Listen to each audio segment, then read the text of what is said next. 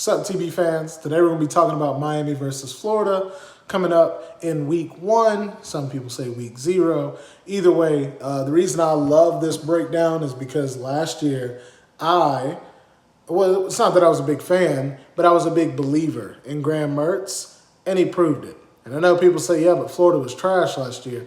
Florida was just not coached very well. But hear me out. Here we go. Graham Mertz stats for last year. 2,900 yards, 20 touchdowns, 3 interceptions, with a 70 quarterback rating and a 73% completion percentage. That's awesome. I think any school in the country would take that. I figured he would do pretty good at Florida just because their system, especially under Billy, seemed to be very just calm, cool, and collected, and they seemed to let Graham do his thing. Now, when he played against Georgia, it was a different story. But when everybody plays against Georgia, it's a different story. So, not knocking him. But 20 touchdowns and 3 interceptions, that's wild. That's a very good stat. But on the other hand, this is the part that you've got to realize. Miami has Cam Ward. Yeah, Cam Ward transferred to Miami earlier this year. This man's stats, and I know he probably played a few teams that might not have been as good, but this is crazy. 3,730 yards passing, 25 touchdowns, 7 interceptions, a 66 quarterback rating with a 67% completion percentage. That's wild.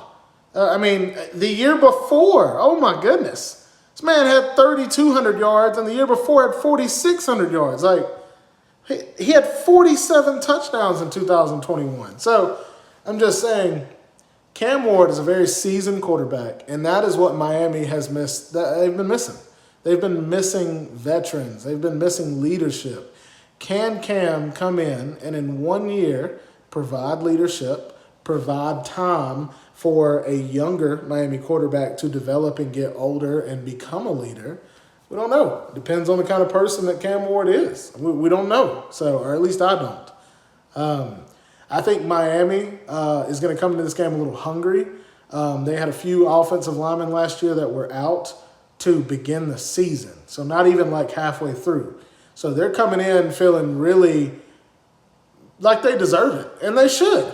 They should feel that way. They have a very, very good coach, a very good coaching staff. This is another offseason under Cristobal. I have a feeling that they are going to be a lot better than people think. And I think a lot of these people out there that are Miami fans, yes, they're back. But I think this time, it's not the whole they're back or they're not back. They're going to punch you in the mouth. And if you're not ready, you're not ready. But back to Mr. Graham Mertz and at Florida. I don't know what else to say except Billy has been teetering. He's been on the verge of having a really good team, a really good program and season. But there's just 3 or 4 games the last 2 years where he's lost in about 3 to 7 points because he just doesn't manage the game very well. Whether it's timeouts, whether it's play calling, whether it's just being a good coach. I don't even know if is he a motivator? Is he a quiet guy before the game? Halftime? Does he call people out? I don't know.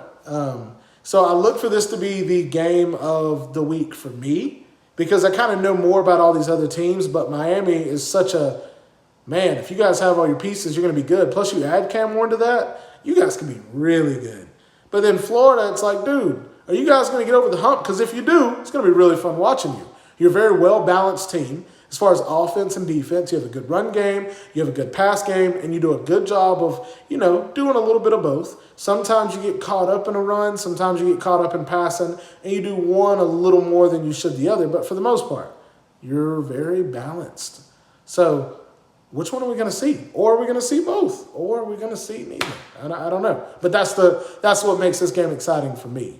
I'm not a Miami fan, definitely not a Florida fan. But I love football. I love college football. And I love just rivalries. And people could say, oh, Florida versus Miami, not a rivalry. Dude, you live like 10 minutes away from each other.